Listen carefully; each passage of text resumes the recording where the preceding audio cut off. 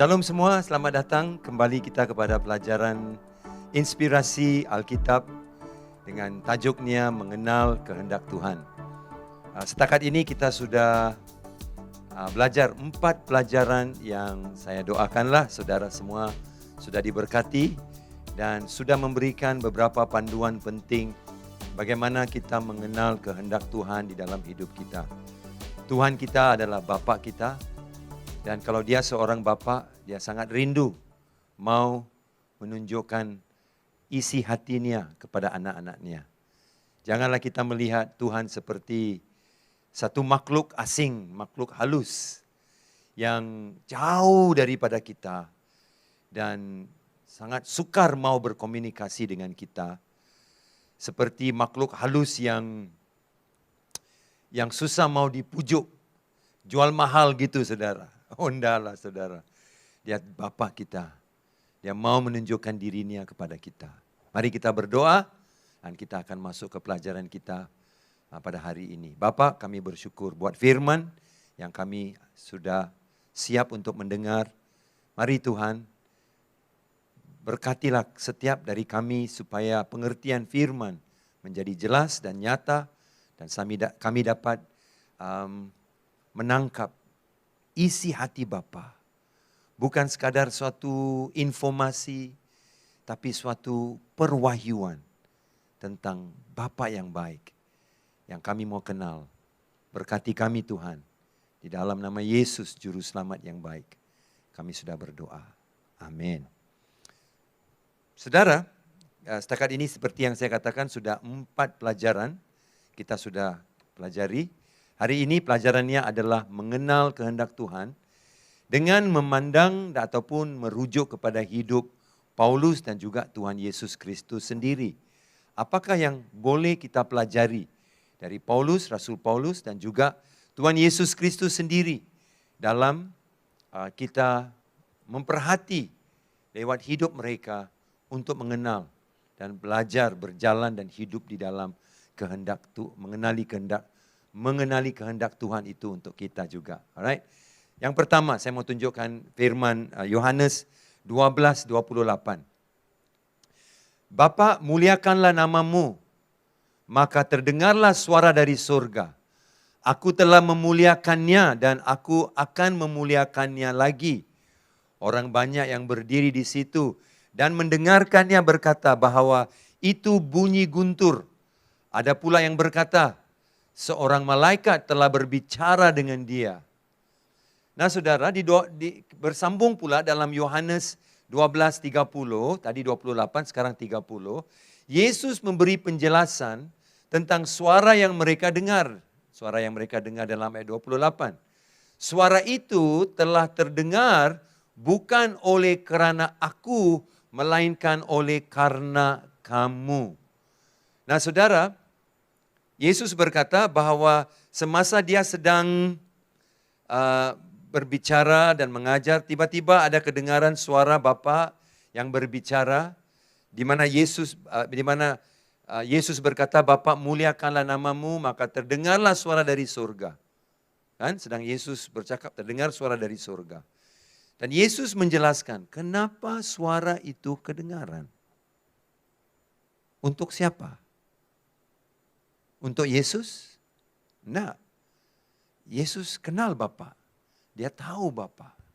Yesus adalah Tuhan. Nah saudaraku, dia tahu Allah Bapa. Suara itu mengikut Yesus dalam ayat 30. Suara itu, nah kenapa kita belajar tentang suara? Karena kita dalam proses mau mengenal suara Tuhan. Kita mau mengenal kehendak Tuhan. Satu daripadanya adalah di dalam hidup Yesus sendiri, adalah di mana dia berkata, suara itu kedengaran di depan semua orang yang ramai. Satu sebabnya Yesus berkata, bukan untuk diri dia, tetapi untuk orang-orang yang di sana, yang mendengar itu secara audible voice, saudaraku, satu yang kedengaran nyata di dalam telinga mereka, bahwa Bapa berbicara dengan mereka. Nah, wow. Kenapakah Yesus, kita lihat sekali lagi slide itu. Kenapakah Yesus menekankan bahwa suara yang mereka dengar bukan untuk dia, tetapi untuk kebaikan murid-muridnya. Kenapa, saudara? Kenapa? Saya percaya di sini Yesus mengajar kita isi hati Bapa. Bapa sangat rindu mau berbicara dengan kita. Bapa sangat rindu tidak mau menjadi seperti makhluk halus. Amin. Bapa tidak mau menjadi seorang pribadi yang jual mahal, seorang pribadi yang duduk jauh dari umatnya, sehingga umatnya tidak boleh datang dekat kepadanya. Bapa tidak mau menjadi seorang pribadi yang begitu jauh kudus dan alim dan saudaraku yang terpisah daripada ciptaannya, sehingga ciptaannya itu saudaraku tidak boleh mendekati dia. Buktinya Yesus berkata, kenapa suara itu kedengaran bukan untuk dirinya, tetapi untuk mereka adalah untuk menunjukkan isi hati Bapa, bahwa Bapa mau berbicara dengan kita. He is longing. Dia rindu sekali mau bicara dengan saudara. Hanya kita yang punya tanggapan dan juga persepsi yang salah, bahwa Allah itu terlalu kudus sehingga dia tidak boleh mendekati dia kepada kita. Dia itu saudaraku adalah Allah yang tidak boleh menjamah umat yang kudus, padahal dia kudus, saudaraku. Dia jauh daripada kita. Saudara, sorry, jangan kita pikir macam itu, tolong. Dia mau dekat dengan kita. Sehingga satu ketika suaranya juga orang pikir, Guntur bah itu. Guntur itu, waduh. Enggak, bukan untuk takutkan mereka. Tapi untuk mendekatkan dirinya dengan mereka. So, saudara, Bapak mau bicara. Soalannya, kita dengar enggak, saudara? Bapak mau bicara. Kita mau dengar enggak, saudaraku? Boleh enggak kita? Boleh. Kita mesti melatih untuk mendengar, saudara. Kita mesti melatih roh kita untuk mendengar. Ya. Nah, sudah saya jelaskan tentang Yesus. Mari kita lihat pula satu lagi. Yohanes 4:24. Di mana di sini Yesus berkata, bagaimana Bapa berbicara dengan umatnya. Yohanes 4:24, Allah itu roh dan barang siapa menyembah dia harus menyembahnya dalam roh dan kebenaran. Ingat, ini adalah waktu Yesus sedang berkata-kata dengan seorang wanita di Samaria, saudara, wanita Samaria, namanya pun tidak ada, hanya dikenali sebagai wanita Samaria. Dan Yesus sedang berbicara dengan wanita itu, dan Yesus berkata, Allah itu adalah roh, dan barang siapa menyembah, dia harus menyembahnya dalam roh dan kebenaran. Nah, kalau dalam Yohanes 12 tadi, Bapak berbicara dengan suara yang kedengaran, sehingga orang berkata itu Guntur itu. Tapi Yesus mengajar kita bahwa tujuannya suara itu adalah karena Allah Bapa mau berkomunikasi dengan kita. Itu satu caranya.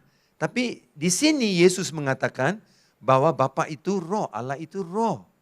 Dan barang siapa menyembah mesti menyembah dalam roh dan kebenaran. Oh, berarti saluran komunikasi Bapa dengan kita adalah melalui saluran roh. Saluran roh, saudaraku. Nanti kita akan belajar lebih sedikit tentang ini. Tapi mari saya bantu saudara dalam beberapa perkara. Ini menjelaskan bahwa Allah adalah roh. Jadi saluran komunikasi dengan Allah, saudara, menurut saluran komunikasi dengan Allah atau menurut Allah adalah melalui roh Allah kepada roh kita, dan bukan dari emosi ke emosi, mulut ke mulut, atau minda ke minda, sebagaimana kita biasa berkomunikasi dalam alam fizikal kita. Kalau kita pakai alam fizikal kita seringkali berkomunikasi dari segi emosi kepada emosi, telinga dari mulut kepada telinga, saudaraku. Dan saudaraku, bila kita bercakap tentang Tuhan berkomunikasi, Tuhan tidak berkomunikasi dalam alam fizikal. Ya. Nah,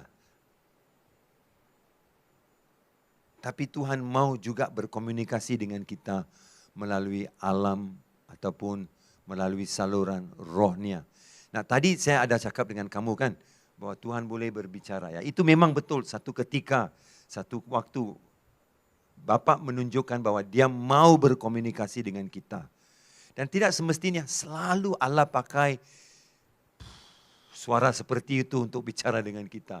Larilah kita semua saudara. Tapi itu hanya menunjukkan keinginannya mau berkomunikasi. Keinginannya mau berkata-kata dengan kita. Nah, tapi kebanyakan masanya Allah berkomunikasi melalui roh. Apa saudaraku, emosi kita itu tak penting? Oh penting saudara. Allah bisa pakai emosi yang saudara miliki itu untuk kita meluahkan emosi kita kepada dia, ya. Dan melalui kita meluahkan emosi kita kepada dia, itu bagus. Karena Allah juga ada emosi, Yesus juga ada emosi saudara. Pada waktu dia melihat berdiri di luar kuburannya Lazarus, firman Tuhan berkata Yesus menangis saudaraku. Yesus ada emosi. Tetapi saudaraku, kita tidak hanya bergantung kepada emosi, hanya bergantung dari mulut ke telinga seperti kita komunikasi, tetapi Allah berbicara melalui roh. Dari roh Allah kepada roh kita. Kita kan ada 3 bahagian, tubuh, jiwa, dan roh. Tubuh itu fisikal kita, jiwa itu saudaraku adalah emosi dan kehendak kita. Ya, emotion and the will ataupun kehendak kita dan emosi kita. Nah, saudara, selepas itu ada roh. Jadi tubuh, jiwa dan roh.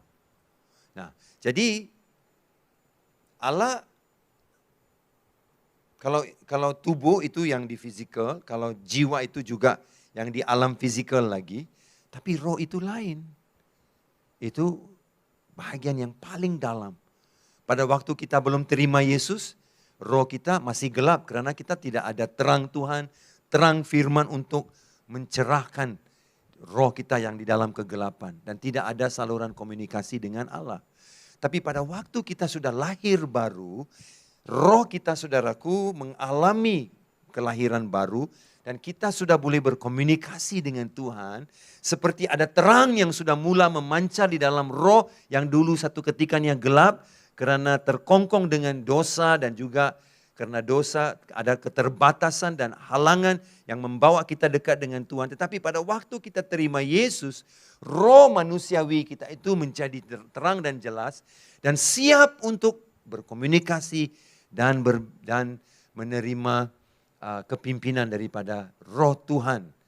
Sebab itu Yesus berkata, Allah itu roh dan barang siapa menyembah, mesti menyembah dalam roh dan kebenaran. Oke, apakah yang kita lihat slide seterusnya saudaraku? Apakah yang Anda pahami tentang cara komunikasi Tuhan dengan manusia? Apa yang Anda paham tentang cara komunikasi? Karena Allah adalah roh, kita ini saudaraku adalah manusia yang dalam dunia, dalam alam fizikal. Jadi senang kita gunakan saluran fizikal dan juga bahagian badan kita yang juga bahagian fizikal untuk berkomunikasi. Mulut, telinga, tangan, sentuhan, semua saudara kita gunakan. Tetapi karena Allah adalah roh, saudaraku, dia mau berkomunikasi dengan roh. Nah, nanti saya akan ajar saudara macam mana loh kita mau berkomunikasi dengan roh. Nanti sebentar kita akan belajar sama-sama. Nah, saya mau perjelaskan satu lagi hal sebelum saya mengajar tentang bagaimana belajar ataupun melatih diri kita untuk berkomunikasi dengan Allah melalui roh Allah yang diberikan kepada kita. Itu puji Tuhan, itu yang penting. Kita tidak hanya perlu berkomunikasi dengan roh manusia, tapi karena roh Allah tinggal dalam kita. Ya, dia ada di dalam kita saudaraku. Dan karena roh Allah ada dalam kita, dia boleh tangkap apa yang roh kita itu berbicara. Oke, apa yang roh kita berbicara. Nanti kita akan kenal itu lebih. Tapi satu lagi ayat dan saya akan masuk mengajar tentang roh, berkomunikasi. Okay. 2 Korintus 2 pasal 12 dan 13. Ketika aku tiba di Troas untuk memberitakan Injil Kristus, aku dapati bahwa Tuhan telah membuka jalan untuk pekerjaan di sana. Tetapi hatiku tidak merasa tenang, kerana aku tidak menjumpai saudaraku Titus. Sebab itu aku minta diri dan berangkat ke Makedonia. Nah, saya mau tanya saudara. Nah, ini ada kaitan sedikit dengan mendengar di dalam roh itu, komunikasi di dalam roh. Soalannya, bagaimanakah Paulus membuat keputusan untuk tidak melayani Injil di Troas dan sebaliknya berangkat ke Makedonia? Bagaimana dia mengenal kehendak Tuhan? Jangan pergi ke Troas, pergi ke Makedonia, Paulus. Macam mana dia boleh dengar? Nah, coba lihat sekali lagi saudaraku. Ketika aku tiba di Troas untuk memberitakan Injil Kristus, aku dapati apa? Dapati bahwa Tuhan telah membuka jalan untuk pekerjaan di sana. Siapa buka jalan? Tuhan yang buka jalan. Berani betul Paulus bercakap, hatinya tidak rasa tenang. Hei, siapa peduli hati kau tidak rasa tenang? Kalau Tuhan buka jalan, kau mesti melayani. Nah, itu cara kita pikir. Betul gak? Betul gak saudara? Kita pikir kurang asam. Siapa cakap kalau Tuhan sudah buka jalan, melayanilah.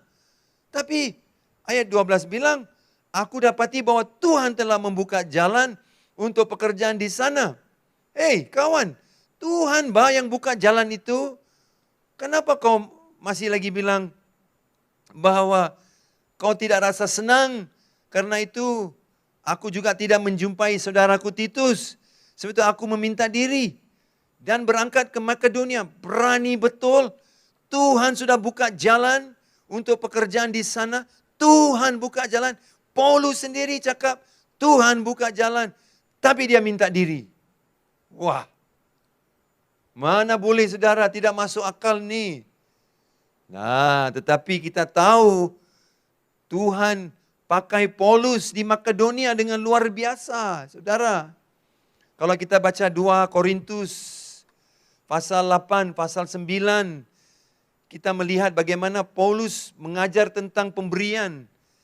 Dan dia berkata tentang gereja Makedonia, jemaat Makedonia. Sungguh pun mereka miskin tetapi mereka memberi. Saudara, ada gerakan Tuhan di Makedonia. Tapi yang tidak saya paham adalah di Troas Tuhan sudah buka jalan. Alkitab bilang ayat 12. Bahwa aku mendapati bahwa Tuhan telah membuka jalan untuk pekerjaan di sana. Tetapi kenapa Paulus, dia minta diri, dia bilang, sorry bos, saya harus ke Makedonia ya. Lain kali kita jumpa, dia pergi ke Makedonia. Apa salah ini? Kenapa Paulus melakukan begitu? Soalannya saudaraku, bagaimanakah Paulus membuat keputusan untuk tidak melayani Injil Kristus di Troas? Bagaimana? Apa yang menyebabkan dia boleh buat keputusan yang berani? Dia tengok, wow, banyak kesempatan pelayanan. Tuhan yang sudah buka. Tapi, sorry aku minta diri. Wah, tak masuk akal. Saya sudah melihat ada pelayanan, ada pintu terbuka, ada kesempatan, ada pelayan-pelayan, ada teman-teman seperjuangan. Semua sudah dipersiapkan Tuhan. Tapi aku minta diri, aku pergi tempat lain. Aku pergi ke Makedonia. Wah. Ini Rasul Paulus ini. Macam mana dia buat keputusan? Penting. Kalau kita lihat ayat yang ke-13, oke saudara. Bukan saya marah dengan Paulus lah. Jangan kupikir, pasal saya marah dengan Paulus. Nah lah. Ada orang yang pikiran begitu. Saudara bilang, ini mana boleh. Dia bilang kurang asam. Kalau Tuhan yang buka jalan, kau buatlah. Kenapa kau minta diri itu? Apa pula alasan kau? Nah, itu pemikiran orang. Nah, tapi bila dia pergi ke Makedonia, ternyata Tuhan tidak marah. Tuhan malah memberkati pelayanan dia di Makedonia. Ketemu dengan jemaat-jemaat yang luar biasa di Makedonia. Oke. Bagaimana dia mengenal kehendak Tuhan? Saya percaya ini Bukan karena waktu itu Paulus ada firman Tuhan dan dia main-main tikam saja. Oh Tuhan, aku kena pergi ke Makedonia kah? Tolong tunjuk saya. Terbalik pula Alkitab. Oh Tuhan, tolong tunjuk saya Tuhan, apa kehendak-Mu? Haleluya, ya atau tidak? Tak ada jawapan ya, tidak pun. Tuhan, siapa saya mesti kawin Tuhan? Buka pintu supaya saya tahu siapa namanya Tuhan. Hepzibah. Nama apa Hepzibah ini? Tidak mau Tuhan, tolong saya. Siapa jodoh hidup saya? Ini namanya saudaraku, rolet Alkitab, kita belajar minggu lalu. Macam mana Paulus kenal? Dia tidak boleh di Troas, tapi dia ke Makedonia. Saudara yang kekasih, yang pertama, saya percaya Tuhan juga memberikan kepada kita pilihan. Tuhan tidak paksa kita dalam pelayanan, tapi dia berikan kita pilihan berdasarkan hikmat yang Tuhan beri untuk kita bertindak sesuai dengan hikmat itu. Dan bagaimana dia boleh mendengar hikmat itu? Ya datang dalam kepimpinan Roh Kudus, di dalam suara hati dia. Atau dia boleh mendengar kepimpinan Roh Kudus jelas di telinganya. Ya saudaraku, dia boleh mendengar, tapi ini telinga bukan telinga fizikal, tapi telinga dalaman saudaraku. Dia boleh mendengar Tuhan. Bolehkah Tuhan cakap melalui telinga fizikal? Boleh bah, tidak susah. Tidak ada satu pun yang mustahil bagi Tuhan. Tapi kebanyakan masanya Allah berkomunikasi adalah dia mau berkomunikasi di dalam roh manusia. Karena Allah adalah roh. Jadi kita buka hati kita. Nah saya percaya nomor satu, Tuhan memberikan dia pilihan untuk membuat keputusan yang cocok, yang sesuai dengan keperluan keadaan. Nomor satu, hatiku, nomor satu adalah ayat 13. Hatiku tidak merasa tenang. Dia rasa macam sesuatu yang tak kenal lah. Nah ada kalanya saudaraku, Allah boleh pakai damai sejahtera ini. Nah jangan terlalu terikat kepada damai sejahtera ini. Dalam pengalaman saya baca dan melihat cara Paulus mengenal, melakukan kehendak Tuhan adalah ada berbagai cara. Tapi ini bukan banyak kali, mungkin satu kali di sini. Dia merasa tidak senang karena dia mungkin rasa mungkin masanya belum sesuai. Mungkin akan ada terlalu banyak gangguan. Manalah tidak ada gangguan. Manalah tidak ada tantangan bila kita melayani. Pasti ada. Tapi mungkin dia merasa, kali ini seperti ada banyak tantangan.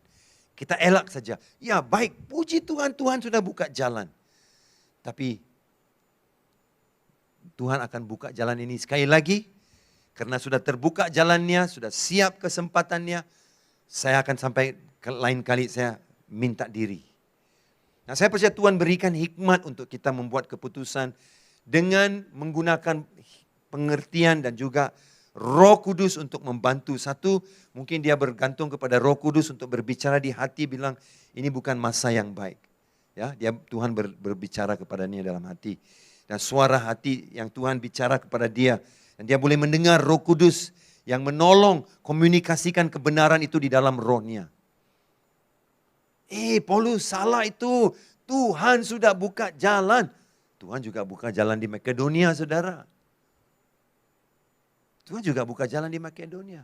Saya pasti Tuhan juga buka jalan di banyak tempat. Contohnya kalau saya kasih tahu saudara, keluarlah melayani di Pulau Pinang. Mana-mana saudara pergi, ada kesempatan melayani orang. Orang sakit, orang tempang, orang buta, saudaraku. Orang yang keperluan makanan, saudaraku. Semua tempat ada keperluan ini. Kan, saudara? So kita tidak boleh salahkan Paulus karena sungguh pun Tuhan sudah membuka jalan untuk pelayanan. Seperti dia sombong kali di saudaraku. Dia tidak mau ikut kepimpinan Tuhan. Saudara, Tuhan buka jalan.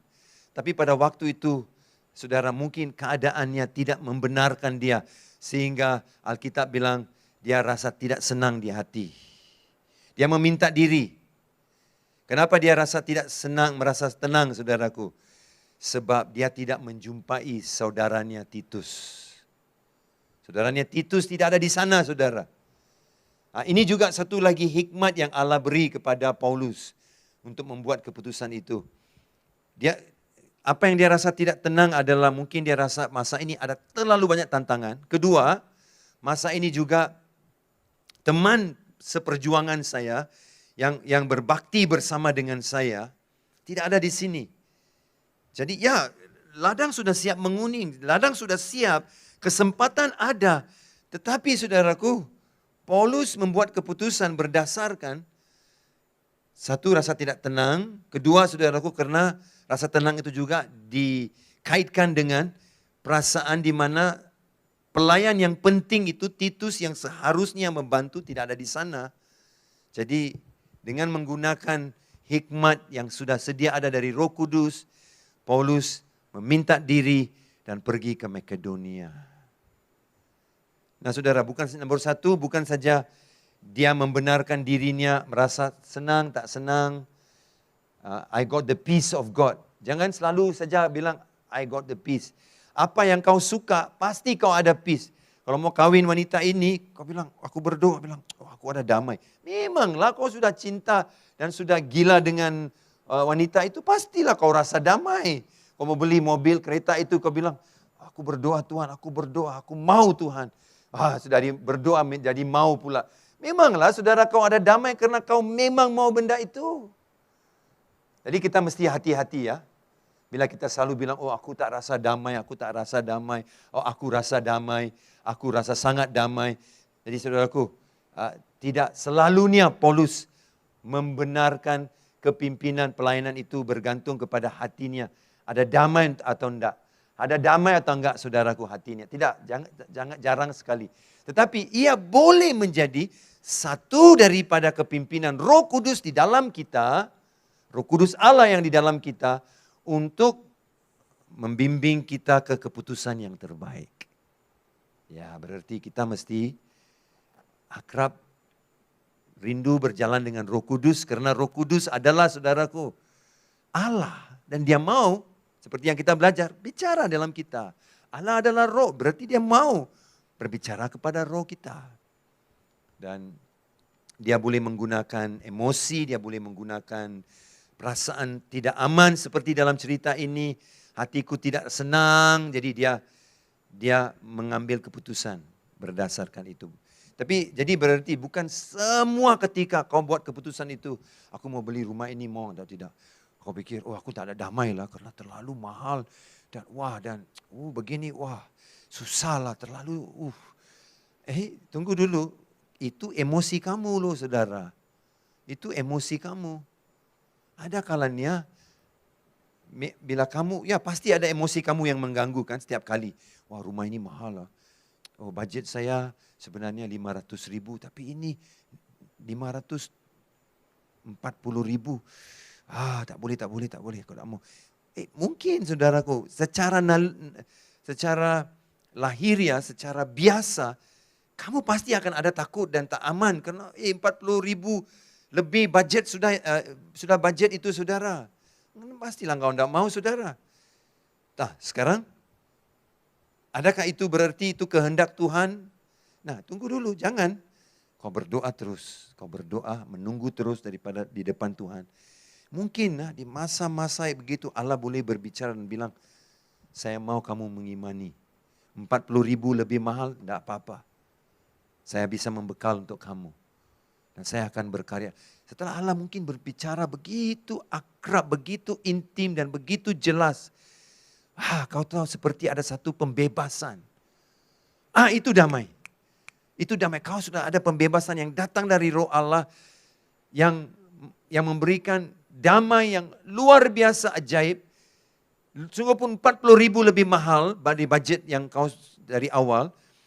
Tetapi ada keyakinan dari Tuhan bahwa dalam musim kebuluran dan kemarau pun Allah masih lagi boleh membekal.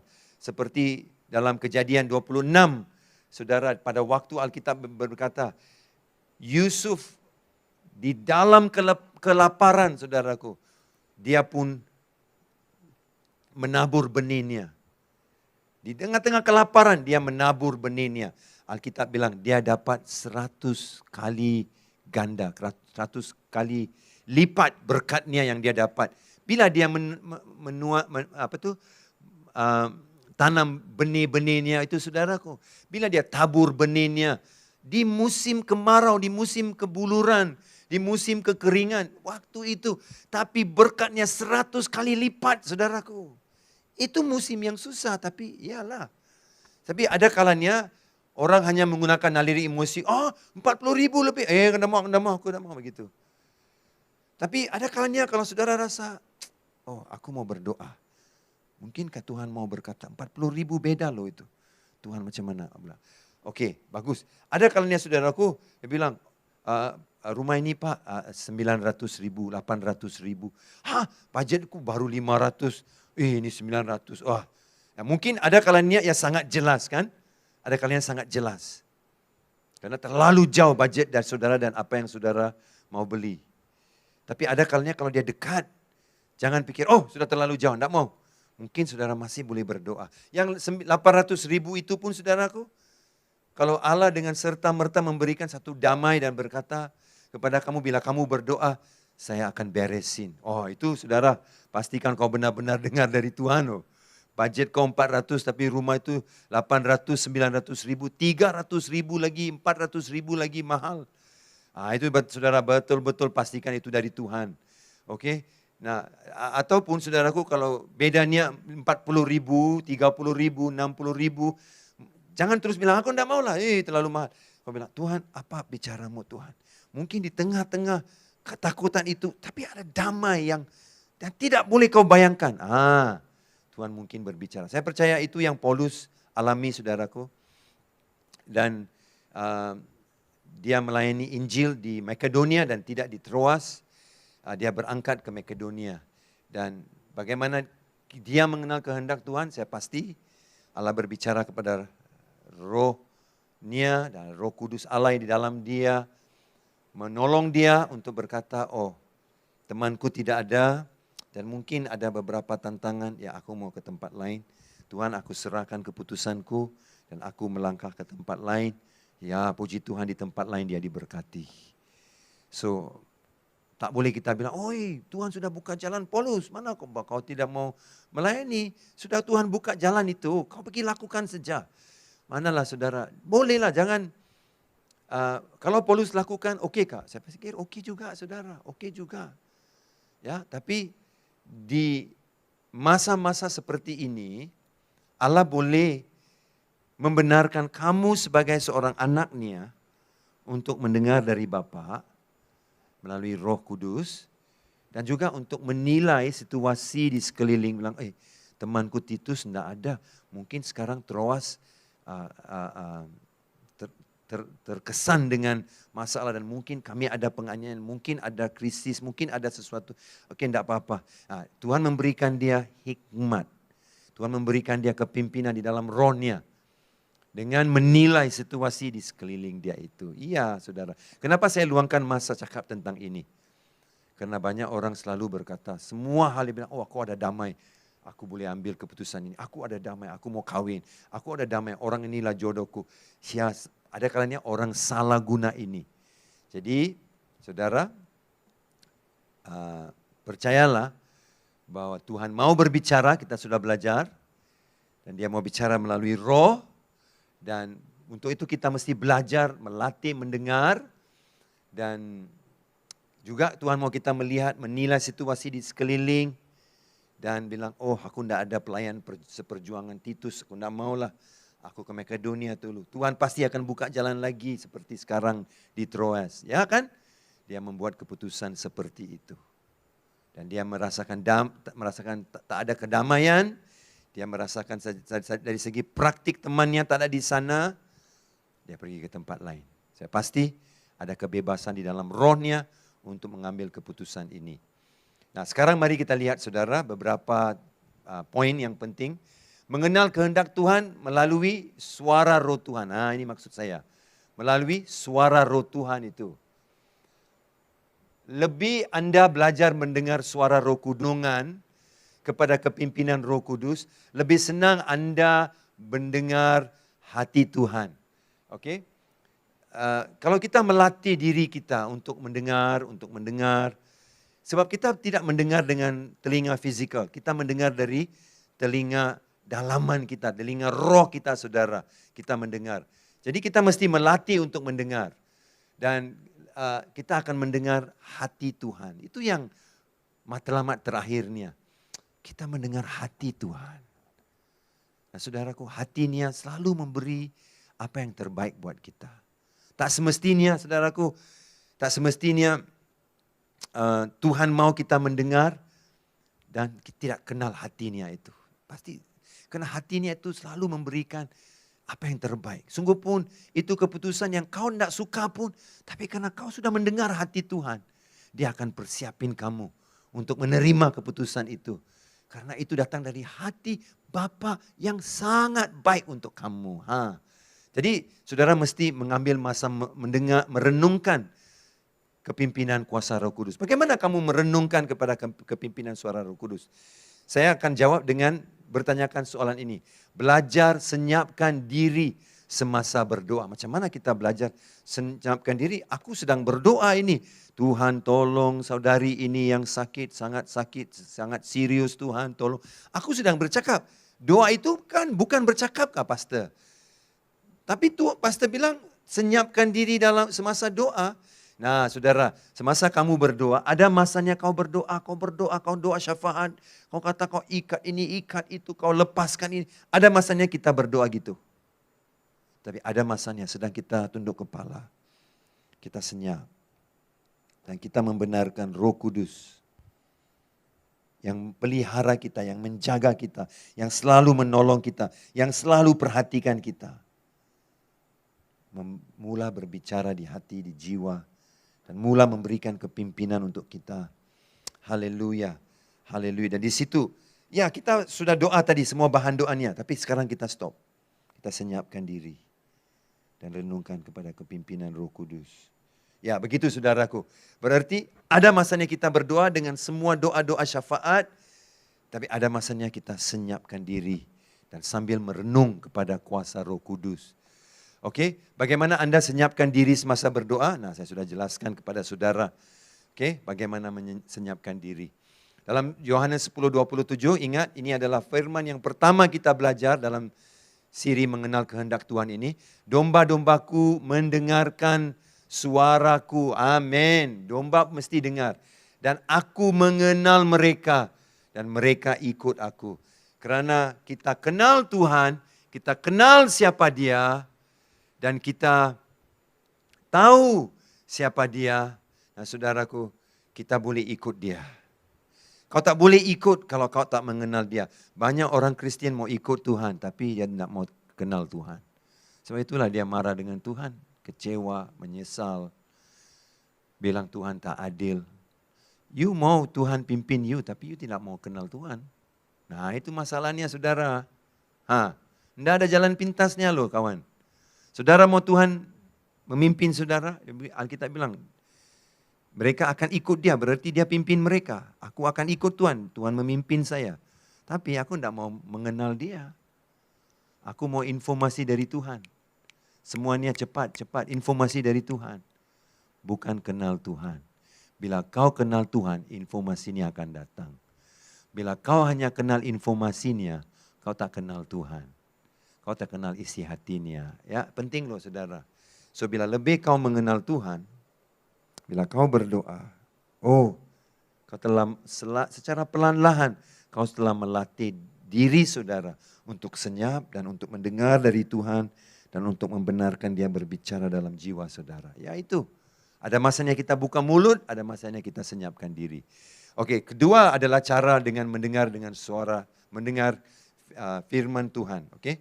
Mendengar firman Tuhan. Bagaimana ini?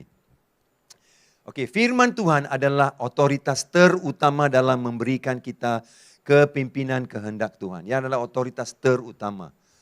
Nah, ada 3 pandangan utama tentang firman Tuhan. Yang pertama, Alkitab itu bukanlah otoritas utama. Kita boleh belajar dari sumber-sumber lain juga lah. Jangan kau terlalu mau dapat jawapan dari Alkitab. Ini memang kita tak terima. Ada sumber, ada pengertian ataupun pandangan yang kedua tentang firman, tentang kepimpinan Allah melalui firman-Nya. Alkitab ada otoritas memimpin dan membimbing kita, tetapi ada juga otoritas lain. Mereka bilang, ya betul Alkitab itu otoritas, tapi bukan keseluruhannya. Ada juga otoritas-otoritas lain, contohnya seperti otoritas gereja, otoritas tradisi manusia, tradisi hamba-hamba Tuhan di zaman dulu-dulu, nabi-nabi, tradisi mereka, pengalaman rohani kita dulu satu ketika, pengalaman dalam penyembuhan, pengalaman dalam pelayanan. Jadi saya boleh pakai sumber-sumber ini juga untuk memimpin saya. Ini tak boleh pakailah ini saudaraku. Oke. Bila kita tidak percaya Alkitab adalah otoritas utama. Kalau kita tidak percaya itu masalah sudah. Oke. Dan yang ketiga saudaraku, Alkitab adalah otoritas utama memimpin dan membimbing. Alkitab adalah otoritas utama memberi hampir ke semua kepimpinan hidup kecuali hal-hal seperti Alkitab saudaraku adalah otoritas utama. Tapi ada hal-hal seperti mencari jodoh, kerjaya hidup, rumah yang mana perlu dibeli secara langsung, tidak ada kepimpinan yang jelas. Siapa istrimu? Oke, kau tak bilang siapa istriku. Tuhan, wanita yang keluar daripada Alkitab ini. Oh, dialah istriku Tuhan. Siapa? Oh, Ruth. Puji Tuhan. Aduh, enggak boleh pakai begitu saudara. Tetapi di dalam Alkitab ada prinsip. Prinsip-prinsip, contohnya, orang ini adalah orang yang kau suka. Tapi dia bukan anak Tuhan. Ada prinsipnya. Janganlah kita bersama dengan orang yang tidak seiman. Begitu. Juga ada prinsipnya seperti janganlah kita dikuk dengan kuk yang tidak seimbang. Mungkin saudaraku, kamu rindu mau melayani Tuhan, mau jadi misionaris, mau jadi pelayan. Tapi orang yang kau sedang bercinta itu saudaraku, atau mau bercinta itu, bilang, aku tidak maulah. Kau tukar sajalah, janganlah kau punya kerinduan untuk melayani di Pinang sajalah. Saudara mungkin seperti sepasang kuk yang dipasang tapi tidak seimbang. Dengan satu lembu yang tua dan kuat dan besar, dengan seekor anak lembu seperti kuknya saudaraku tidak seimbang. So ada prinsip-prinsip Alkitab seperti itu yang ditunjukkan kepada kita. Kita boleh ambil prinsip itu untuk mencari jodoh, untuk saudaraku membeli rumah, untuk saudaraku membuat keputusan kerjaya. Jadi ada prinsip, sungguh pun tidak ada seperti ini. Jadilah angkasawan, jadilah pendeta. Apa Tuhan pelayanan, apa Tuhan kerja saya? Jadilah engineer. Saudaraku, kalau macam itu senang, tak ada. Tapi ada prinsip. Jadi itu yang menjadikan Alkitab sebagai otoritas utama. Alkitab adalah otoritas utama. Nah, jadi kita sudah belajar tentang firman Tuhan. Kepimpinan lain yang juga Allah boleh pakai dalam hidup kita. Nah, otoritas utama adalah Alkitab. Bila Allah memberikan visi. Apa yang kau lihat dalam visi itu mesti sehaluan dengan firman Tuhan. Tidak boleh sesuatu visi itu bercanggah dengan firman Tuhan. Dalam visi itu kau melihat, saudaraku. Dalam visi itu kau melihat. Kau sedang pukul orang, kau sedang bunuh orang. Kau bilang, mungkin inilah panggilan Tuhan karena aku dapat misi. Tunggu dulu. Kau bandingkan visi itu dengan firman Tuhan. Firman Tuhan benarkan kau pukul orang, bunuh orang. Tak masuk akal, tidak boleh. Berarti visi itu tak boleh bercanggah dengan firman. Karena firman Allah adalah otoritas utama. Nasihat ilahi. Kalau ada orang berikan nasihat ilahi, berarti nasihat daripada seorang teman, seorang pastor, seorang pemimpin yang memberikan nasihat ilahi. Bagus itu. Tetapi, adakah nasihat dia itu juga sehaluan, sama dan juga diiktiraf dan ada kebenarannya berdasarkan firman Tuhan. Kalau dia memberikan kamu nasihat seperti, wang yang kau sudah pinjam itu sudah begitu lama, tak perlulah kau kembalikan wang itu. Saya pikir mereka pun sudah lupa pula itu, sudah 30 tahun kau lupakan sajalah wang itu. Nah, adakah nasihat dia sehaluan dengan firman Tuhan? Tidak. Karena Alkitab bilang jangan berhutang apa-apa pun dengan seorang manusia kecuali hutang kasih saja. Kalau ada hutang uang, lunaskan saudara. Biarpun 30 tahun. Tapi nasihatnya seperti tidak masuk jalur firman Tuhan. Ya, ada juga seperti damai sejahtera. Ya, kita bilang tadi kan, damai sejahtera, aku rasa damai sejahtera. Seperti Paulus bilang, aku tidak maulah, aku pergi ke Makedonia. Mana itu sehaluan dengan firman Tuhan? Iya, dia tidak melayani di Troas, tapi juga ada pintu terbuka di Makedonia. Dua-dua tempat juga pelayanan.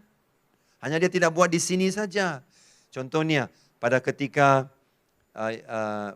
Paulus dengan Barnabas tidak setuju. Paulus bilang, jangan ambil Yohanes Markus, dia ini dulu tinggalkan kita ini. Barnabas bilang, enggak, kita mesti bawa Yohanes Markus, dia itu baik orangnya. Dia pernah gagal, tapi enggak apa-apa, kita bagi peluang lagi. Paulus bilang, enggak maulah. Mereka, saudaraku, berantam begitu, akhirnya mereka berpisah. Enggak boleh berpisah itu bukan firman Tuhan. Betul, mereka berpisah macam mana? Bukan dengan lawan, dengan bermusuhan. Enggak. Kembali mereka melayani di masa lain. Tapi untuk ketika itu, mereka setuju untuk tidak setuju. Paham gak? Mereka setuju untuk tidak setuju dengan hal ini saja. Selain daripada itu, mereka masih member, masih kawan. Tapi hanya setuju untuk tidak setuju dengan hal ini. Kau mau ambil Yohanes Markus, ambil kau. Terserah. Kalau dia tinggalkan kamu, padan muka kau. Barnabas bilang, kau tidak mau ambil Yohanes Markus, rugi kau. Nah, akhirnya apa kita terjadi? Paulus selepas beberapa tahun, akhirnya dalam suratnya menulis berkata, antarlah Yohanes Markus. Dia adalah teman sepenjara, dia adalah teman sepelayanan yang sangat setia. Wah, akhirnya Paulus melihat Yohanes Markus baik orangnya. Tapi pada ketika itu mereka tidak setuju. Tapi sungguh pun mereka tidak setuju, mereka pergi ke dua tempat yang berbeda tapi tetap melayani. Yang menjadi masalah kalau mereka pergi ke dua tempat yang lain dan karena merajuk dan marah bilang, aku tidak mau melayani. Karena si pedebab Paulus itu, aku tidak mau. Paulus bilang, aku tidak mau melayani karena si pedebab Barnabas itu tidak mau dengar cakap saya. Kalau macam itu tidak masuk jalur firman lah. Sungguh pun kau ada damai, damai itu mesti didasari dengan firman. Kemudian lagi satu, kepimpinan suara Roh Kudus yang sudah kita belajar tadi, saudara. Oke, satu lagi caranya adalah kita lihat tentang mendengarkan firman itu. Kebanyakan orang Kristen sibuk mencari kehendak Tuhan melalui situasi hidup atau membentangkan guntingan bulu domba. Ingatkan Gideon, dia mau tahu kehendak Tuhan, dia membentangkan guntingan bulu domba, dia bilang, Tuhan, kalau ini kehendak kau, biar semua di sekeliling basah, jangan guntingan bulu domba ini jangan basah. Aku tahu kehendak Tuhan. Keesokan hari ini dia bilang begini, Tuhan, biar guntingan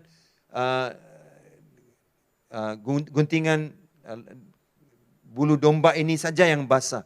Rumput di sekitarnya jangan basah. Wah, dia bagi satu challenge kepada Tuhan.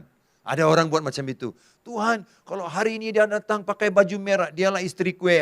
Tuhan, aduh kau ni, satu hari kau doa macam itu. Kebetulan saudaraku itu adalah tahun baru Cina, saudaraku. Semua orang datang pakai baju merah. Aduh, habislah kau saudara. Mana kalau jodoh kau, tak bolehlah ada 25 yang kau bilang pakai baju merah itu istri kau. Nah saudaraku tahu, tak ada orang suka pakai seperti itu, ya. Ada orang suka tanda-tanda di sekeliling mereka. Oh, kalau lampu isyarat semuanya hijau itu kehendak Tuhan. Semuanya hijau, seperti itu. Kalau semuanya baju merah itu, kalau ada orang itu datang hari ini dia baju merah, Tuhan, dialah istri aku. Nah, saudara, ada banyak cara orang sibuk mencari kehendak Tuhan.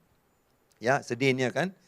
Banyak orang sibuk mencari kehendak Tuhan seperti itu. Tetapi kita lihat, kita sibuk mau mendengar apa Tuhan mau berbicara dalam hati kita, sehingga kita gagal mendengar Tuhan yang sedang berteriak, berbicara dengan kita setiap hari melalui firman-Nya. Kita sibuk mau mendengar tanda-tanda, lampu merah, lampu di traffic light semuanya hijau, saudaraku. Oh, kalau bus datang hari ini tepat jam 7.05, oh itu kehendak Tuhan, apalah saudara. kita cari, oh mungkin aku mau tengok tanda-tanda, aku mau lihat visi, penglihatan. Kita mau cari kehendak Tuhan dalam semua cara ini. Padahal sebenarnya Tuhan berteriak di dalam hati kita dengan firman-Nya yang telah diberi kepada kita itu, saudara. Ya, yang telah diberi kepada kita tiap-tiap hari. Satu lagi, mendengar firman Tuhan. Kalau Tuhan memimpin saya melalui firman-Nya, bahagian hidup saya yang manakah firman Tuhan itu memberikan jawaban yang saya perlu? Ya, bagian mana? Adakah firman Tuhan berbicara siapa jodoh hidup saya atau kereta yang mana yang perlu saya beli? Ya, kita sudah bicara tadi. Mungkin ada beberapa yang spesifik seperti ini tidak ada jawabannya di sini. Prinsipnya ada. Warna kereta apa, saudaraku, jodoh jenis yang mana, kau tidak ada di sini. Tapi prinsipnya memilih ada di sini. Ada di dalam firman ini. Pakai saja. Oke? Nah, kepimpinan apakah yang diberikan oleh firman Tuhan dan apa yang perlu dilakukan kalau saya tidak mendapat pimpinan atau jawaban yang terperinci dari firman Tuhan. Apa yang saya perlu buat? Kalau saya tidak dapat mendapat jawaban yang terperinci daripada firman Tuhan seperti soalan tadi itu. Adakah saya perlu pergi kembali ke Indonesia selepas bulan ini kontrak saya diberi kesempatan untuk diperpanjangkan atau tidak? Kontrak saya diperpanjangkan, sudah dipersetujui, tapi saya tidak tahu kalau saya perlu perpanjangkan. Saya mau sign, perlukah saya perpanjangkan? Atau saya mau beli rumah itu, tapi saya tidak tahu. Saya tidak tahu. Mungkin ada beberapa kepimpinan yang terperinci seperti itu, tidak ada. Tapi prinsipnya ada, kan? Prinsipnya ada. Kalau saudara bercakap tentang beberapa prinsip seperti, perlukah saya memberi perpuluhan? Tidak perlulah pikir panjang-panjang. Tidak perlu cari kehendak Tuhan. Tuhan, apa perlukah saya mesti menginjili orang ini? Perlu, karena tertulis dengan jelas. Tuhan, apakah saya perlu mengasihi orang ini? Semua sudah jelas lah. Tak perlu kau cari-cari lagi, jelas. Tapi ada beberapa yang tak jelas. Tuhan, rumah ini aku tidak tahu rumah ini mau beli. Adakah satu prinsipnya, adakah Tuhan mau memberkati kamu dengan berkat rumah yang memberikan damai, sejahtera dan kesenangan? Ya betul, Tuhan mau memberkati. Tapi adakah budget yang seperti mahal ini kehendak Tuhan?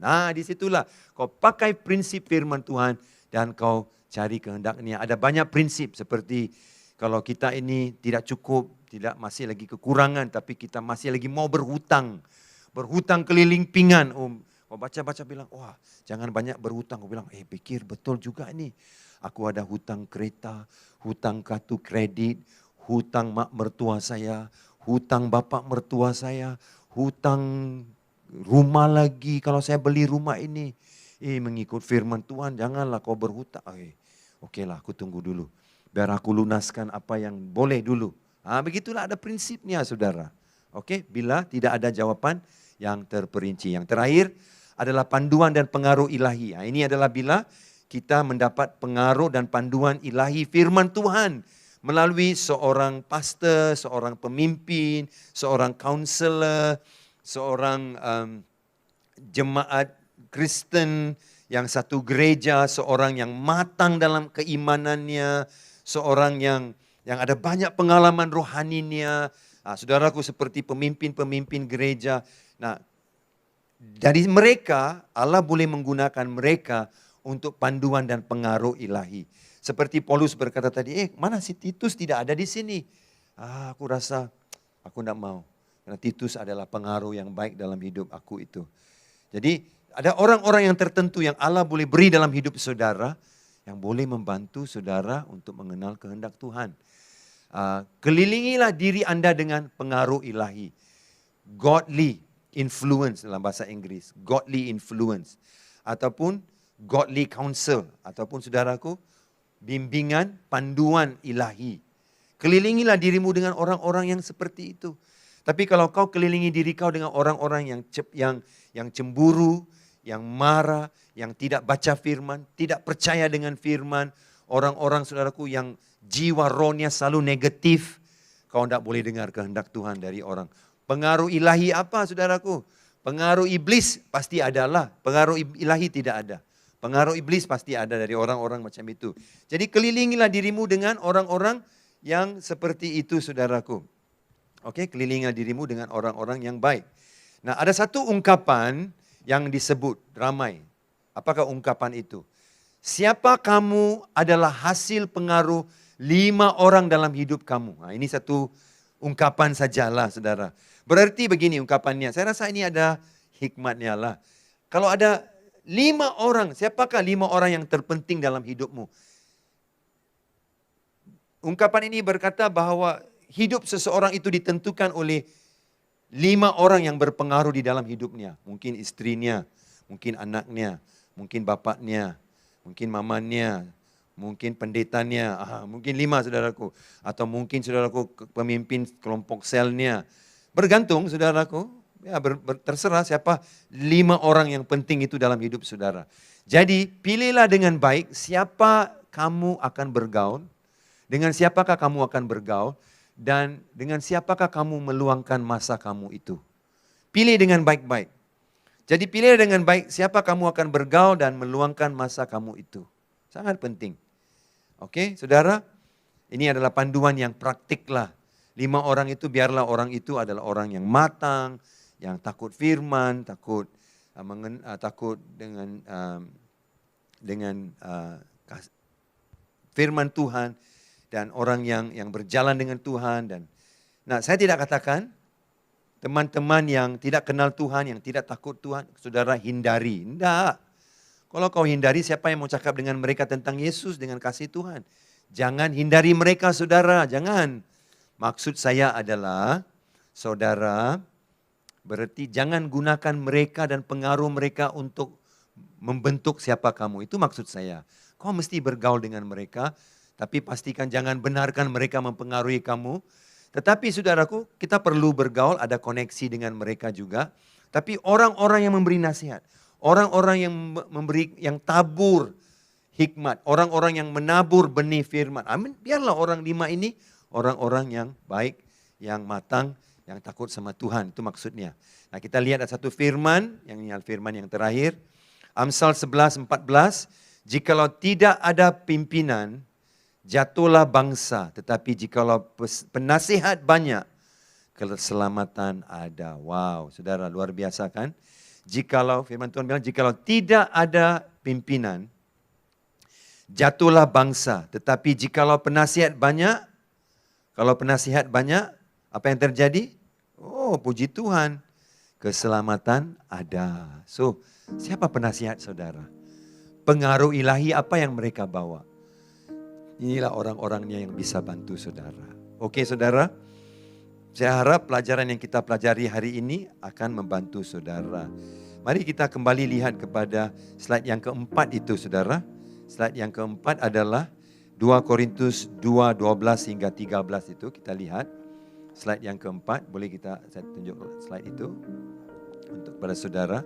Saya mau saudara sebagai satu kelompok sel kah ataupun suami istri kah, saudaraku bincang dan tengok apa lagi tambahan yang boleh saudara belajar. Saya tunjuk kepada saudara. Pilihan Paulus tidak pergi ke Troas tetapi pergi ke Makedonia. Bagaimana dia buat keputusan? Hati dia tidak senang, tidak menjumpai saudaranya Titus. Dia minta diri pergi ke Makedonia. Oke, boleh saudara dalam kelompok kecil, dalam rumah, dalam suami istri bicarakan kenapa ini? Ya, apa yang kamu boleh belajar lebih dari ini? Dan bagaimana ini membantu Anda mengenal kepimpinan Tuhan?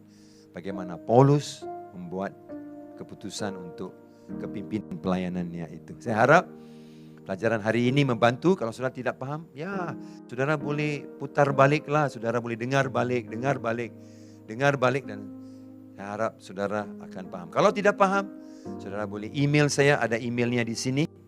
Atau juga call saya, kalau saudara ada nombor telepon saya, atau saudara jumpa di gereja boleh tanya saya.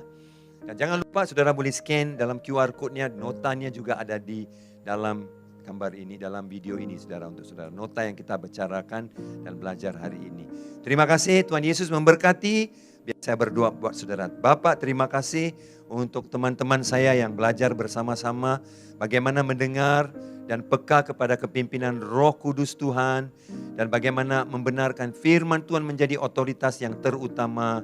Dan Tuhan, bagaimana membenarkan pengaruh ilahi untuk menjadi konselor yang terbaik untuk membimbing kami sesuai dengan jalur firman Tuhan yang menolong kami berjalan di dalam kemenangan firman Allah itu. Terima kasih Tuhan, berkati setiap orang yang mendengar, dan Tuhan pakai kebenaran-kebenaran firman ini untuk membantu kami mengenal Tuhan lebih dan tahu jalannya Tuhan dalam hidup kami. Dalam nama Yesus Bapa, saya berdoa. Haleluya. Terima kasih. Saya berdoa juga Tuhan untuk mereka yang tidak ada pengaruh 5 orang teman yang baik itu. Bapak pimpin teman-teman saya sehingga mereka ketemu dengan teman-teman yang baik, pengaruh yang baik itu Bapak. Terima kasih. Terima kasih Bapak. Mungkin bukan 5, mungkin 2, mungkin 3 yang terbaik yang Allah beri. Bapak mulakan dan beri yang terbaik bagi anak-anak Tuhan. Dalam nama Yesus saya berdoa, mengucap syukur. Amin. Shalom semua, Tuhan Yesus berkati. Kita ketemu lagi. God bless.